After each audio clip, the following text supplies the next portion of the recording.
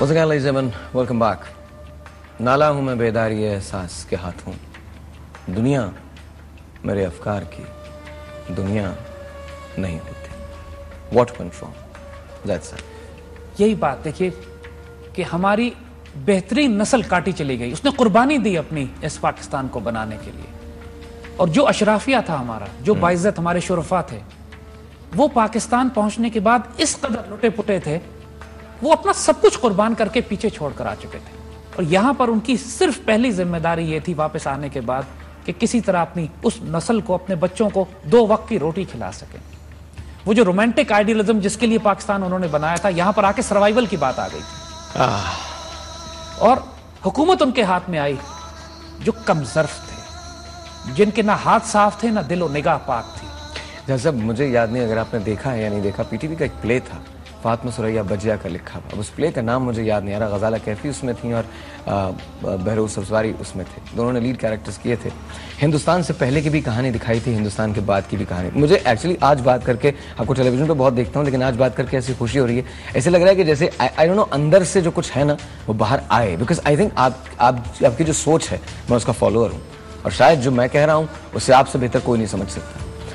ایک عجیب سی کہانی تھی اس کے اندر کہ ایک لڑکا ایک لڑکی ایک دوسرے سے بہت پیار کرتے ہیں, لیکن دونوں یہ ڈیسائیڈ کرتے ہیں کہ دونوں تحریک پاکستان کے لیے کام کریں گے. لڑکی کا تعلق بہت امیر گھرانے سے ہوتا ہے, اور لڑکا ایک ایسے گھر سے تعلق رکھتا ہے جہاں اسے پیاز اور روٹی ملتی ہے. دن مہینوں میں بدلتے ہیں, دونوں تحریک کے لیے کام کرتے ہیں, اور ایک مقام پہ آ کے ڈیسائیڈ کرتے ہیں کہ ہم تحریک کو ٹائم نہیں دے پائیں گے اگر ساتھ رہیں, تو آئیں اپنی محبت کو قربان کر دیں. دونوں اپنی محبت کو قربان کر دیتے ہیں. بہت سال گزر جاتے ہیں.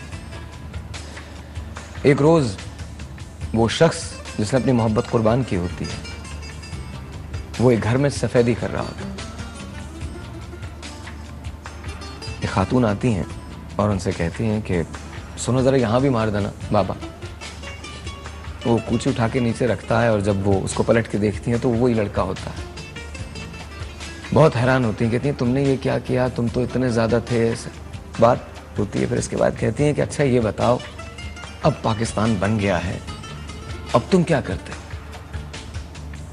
تو کہتا ہے کہ پاکستان بننے سے پہلے بھی پیاز روٹی کھاتا تھا, آج پاکستان بن گیا ہے تو بھی پیاز روٹی کھاتا. My only question to you would be, کب تک پیاز روٹی؟ How can we make a difference? دیکھیے ساحر, کائنات کے اعلیٰ ترین انسان جنہوں نے پوری انسانیت کو تہذیب اور اخلاق سکھایا, جنہوں نے پوری دنیا کو اخلاق اور کردار اور ادب اور محبت کے وہ مینار دکھائے جو کائنات اس سے پہلے نہ مثال پیش کر سکی نہ اس کے بعد پیش کر سکے گی. وہ لوگ جو عرب کے ریگزاروں میں اپنے اللہ کے آگے جھکتے تھے, وہ پیاز روٹی بھی نہیں کھاتے تھے. ایک مہینہ گھر میں آگ نہیں جلتی تھی. اب 2 پتھر اپنے پیٹ پہ باندھتے تھے, جن کی وجہ سے کائنات کو تخلیق کیا گیا. یہ کوئی دلیل نہیں ہے کہ اگر میں پیاز روٹی کھاتا ہوں یا میرے پاس پیسے کم ہیں تو میں ایک اچھا انسان, میں ایک اللہ کا ولی, ایک درویش, ایک فقیر نہیں بن سکتا. فقیر بنتا اس طرح, میرا طریق امیری نہیں فقیری ہے. خود ہی نہ بیچ, غریبی میں نام پیدا کر. ہمیں جو درس و تربیت دی گئی ہے, میں آپ کو بار بار بات ایمفسائز جو کر رہے ہیں اقبال کے حوالے سے, کہ معاشی قحط کوئی کرائسس نہیں ہوتا, سوچ کا قحط نہیں ہونا چاہیے, قحط الرجال کرائسس ہوتا ہے. اللہ کے بندے جنہوں نے قیصر و کسرا کے تخت الٹ کے رکھ دیے, 3 دن بھوکے رہتے تھے. وہ ہمارے معیار بدلے ہیں, ہماری اخلاقیات بدل گئی, ہمارے آئیڈیلز بدل گئے, ہمارے رومانٹسزم بدل گئے. جو عرض کیا نا ہم نے کہ ہماری جو فائنسٹ نسل تھی وہ تمام جو شہید ہو گئی اس پاکستان کو بناتے ہوئے, بعد میں جو بچے کچے پہنچے وہ سروائیول کی سٹرگل میں لگے. انہوں نے شکایت نہیں کی اللہ سے, انہوں نے اپنے اللہ سے حساب نہیں کیا. جنہوں نے اپنے خاندان کو, اپنے بچوں کو رستے میں قربان کر دیا, جو بہنیں 2.5 لاکھ بیٹیاں ہماری پیچھے رہ گئیں, انہوں نے اپنی آنکھوں سے شکوہ صرف اللہ سے کیا, کسی کے آگے دل نہیں کھولے. اور پھر اللہ اس نسل کو دیتا, یرزق من یشاء بغیر حساب. اللہ بھی پھر حساب نہیں کرتا ان سے. انہوں نے, یہ ہماری ذمہ داری تھی کہ جن کو ہجرت نہیں کرنی پڑی, جن کو اپنے گھر بار بیوی بچے نہیں کٹوانے پڑے اپنی آنکھوں کے سامنے, جنہوں نے آنکھ ہی پاکستان میں, جنہوں نے آنکھ پاکستان میں کھولی, ان کا فرض تھا کہ اس جھنڈے کو اٹھا کے آگے چلیں. خیانت ہم نے کی ہے, ہمارے بڑوں نے کر دیا جو کرنا تھا, انہوں نے کچھ کمی نہیں چھوڑی. اگر وہ کمی چھوڑتے تو اللہ کی قسم آج ہم ہندوؤں کے گھروں میں ملازمت کر رہے ہوتے, ہماری بہنوں اور بیٹیاں ہندوؤں سے شادیاں کر رہی ہوتی, ہماری شناخت مٹا دی جاتی, ہم بندے ماترم پڑھتے, ہم شدھی ہو چکی ہوتی, ہماری مسجدیں گرا کے بابری مسجد کی طرح مندر بنائے جاتے. ہم 1000 سال ہندوستان پر حکومت کرتے رہے, ہم نے کسی ہندو کو تلوار کی زور پر مسلمان نہیں کیا تھا. کانگریس کی 4 سال کی حکومت ان کو ملتی ہے, آپے سے باہر ہو جاتے ہیں. ہم نے 1000 سال اسپین پہ حکومت کی, کسی ایک عیسائی اور یہودی کو زبردستی مسلمان نہیں کیا. ہم نے کئی 100 سال خلافت عثمانیہ دنیا میں قائم کی, کسی ایک عیسائی کو زبردستی مسلمان نہیں کیا. صلاح الدین ایوبی نے بیت المقدس شریف تلوار کی زور پہ فتح کیا, ان کے نائٹس تک کو معاف کر دیا کہ جاؤ تمہیں آج معافی ہے. سیدنا عمر نے تلوار کی زور پہ بیت المقدس فتح کیا, ایک ایک کو معاف کر دیا. سب سے بڑی مثال میرے آقا صلی اللہ علیہ وسلم نے مکہ 22 سال کے بعد فتح مکہ میں داخل ہوتے ہیں, سب کو عام معافی دے دی. ہمارا یہ کردار ہے.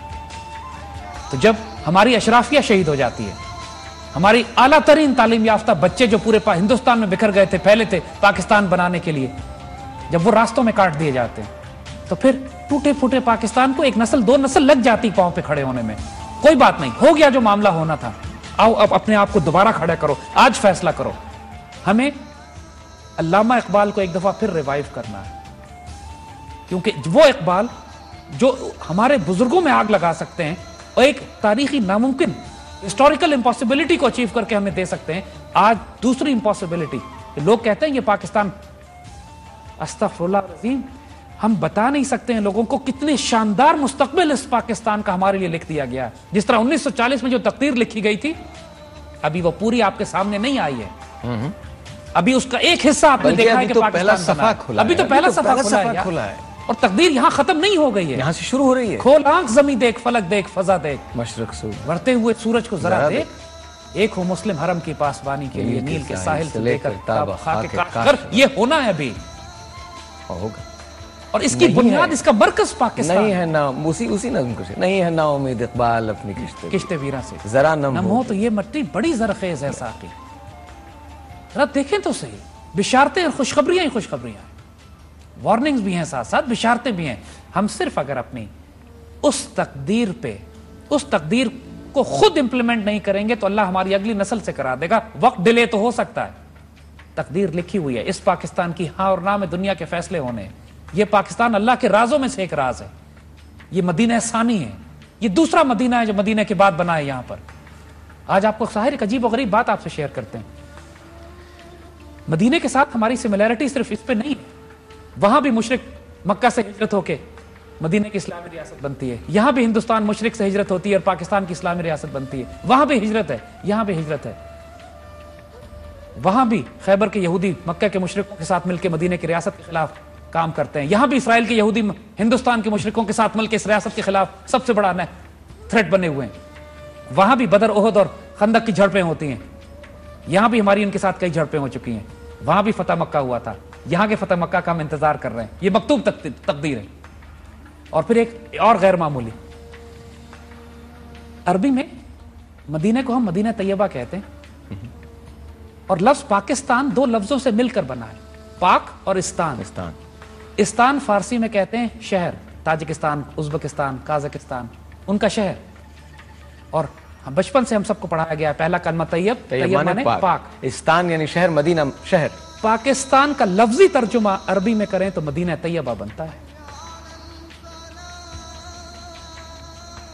27 رمضان کو بننے والا یہ ملک ایسے ہی نہیں بنا تھا 27 رمضان کو یار,